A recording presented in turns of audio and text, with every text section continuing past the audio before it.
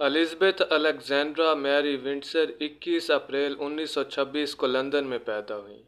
ان کے پیدائش کے وقت دنیا کی 1/4 آبادی پر برطانیہ کی حکومت تھی۔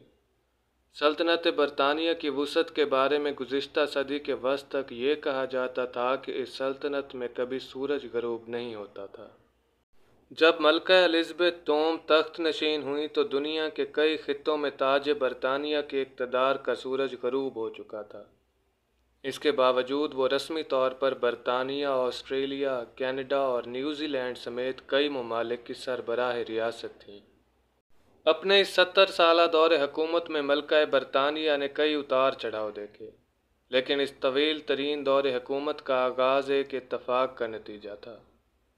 برطانیہ کے بادشاہ جارج پنجم کے دوسرے بیٹے جارج ششم کے گھر 21 اپریل 1926 کو جنم لینے والی الزبتھ الیگزینڈرا شاہی خاندان کا حصہ تو ضرور تھیں، لیکن اس وقت کسی نے یہ نہیں سوچا تھا کہ وہ اپنے عہد جوانی ہی میں برطانیہ کے تخت پر براجمان ہو جائیں گی۔ لیکن ایک ڈرامائی تبدیلی نے یہ ممکن بنا دیا۔ الزبتھ کے والد جارج ششم سے پہلے ان کے بڑے بھائی ایڈورڈ ہشتم برطانیہ کے بادشاہ تھے، جو 20 جنوری سے 11 دسمبر 1936 تک اس منصب پر براجمان رہے۔ ایڈورڈ ایک طلاق یافتہ امریکی خاتون ویلس وارفیلڈ سمپسن کی محبت میں گرفتار تھے اور ان سے شادی کرنا چاہتے تھے۔ برطانیہ میں بادشاہ یا ملکہ چرچ آف انگلینڈ کا سربراہ بھی ہوتا ہے۔ چرچ کے تحت شادی کا رشتہ پوری زندگی کے لیے ہوتا ہے اور طلاق یافتہ افراد کا شریک حیات اگر زندہ ہو تو کسی اور سے اس کی شادی نہیں ہو سکتی۔ طلاق کے بعد ویلس کے سابق شوہر چونکہ ابھی زندہ تھے تو اس بنیاد پر چرچ بادشاہ کے ساتھ ان کی شادی کی مخالفت کر رہا تھا۔ شاہی خاندان اور چرچ آف انگلینڈ کی سخت مخالفت کے باوجود ایڈورڈ نے ویلس سے اپنی شادی کا ارادہ ترک نہیں کیا اور اپنی محبت پر تاج و تخت کو قربان کر دیا۔ ایڈورڈ کے اس فیصلے کے نتیجے میں ان کے چھوٹے بھائی اور الزبتھ کے والد جارج ششم کو برطانیہ کی بادشاہت ملی۔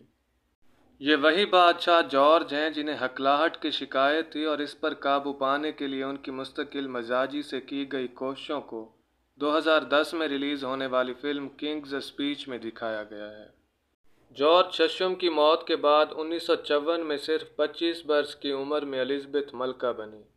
وقت گزرنے کے ساتھ ساتھ اگرچہ اس معاملے پر چرچ کے موقف میں نرمی آئی اور 2018 میں شہزادہ ہیری کی طلاق یافتہ امریکی اداکارہ میگن مرکل سے شادی پر چرچ آف انگلینڈ معترض نہیں ہوا۔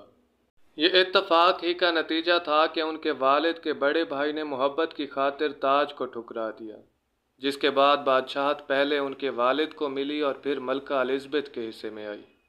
عام طور پر الزبتھ دوم کی تاج پوشی اور طویل ترین حکمرانی کو ان کے خاندان میں آنے والی اس ڈرامائی تبدیلی کا نتیجہ قرار دیا جاتا ہے۔ لیکن برطانیہ کے شاہی خاندان کے مورخین کے مطابق ملکہ کے دادا جارج پنجم پہلے ہی اپنی عزیز پوتی کے تخت نشین ہونے کی پیش گوئی کر چکے تھے۔ برطانوی مورخ اور سوانح نگار رابرٹ لیسی نے برطانوی نشریاتی ادارے BBC کے لیے اپنے ایک طویل مضمون میں لکھا کہ الزبتھ کے دادا انہیں پیار سے للی بٹ کہہ کر بلایا کرتے تھے۔ الزبتھ کی تیسری سالگرہ پر اس نام سے ان کی تصویر ٹائم میگزین کے سرورق پر بھی شائع ہوئی تھی۔ 1929 ہی سے الزبتھ کے دادا بادشاہ جارج پنجم، جنہیں وہ گرینڈ پاپا انگلینڈ کہا کرتی تھیں، یہ پیش گوئی کر چکے تھے کہ ان کی عزیز پوتی برطانیہ پر حکمرانی کرے گی۔ امید کرتا ہوں کہ آپ کو آج کی ہماری یہ ویڈیو پسند آئی ہوگی۔ اگر ویڈیو اچھی لگی ہو تو اسے لائک کیجیے اور ہمارے چینل کو سبسکرائب کیجیے تاکہ اس طرح کی مزید ویڈیوز آپ تک آسانی سے پہنچتی رہیں۔ اپنا اور اپنے پیاروں کا خیال رکھیے۔ اللہ نگہبان۔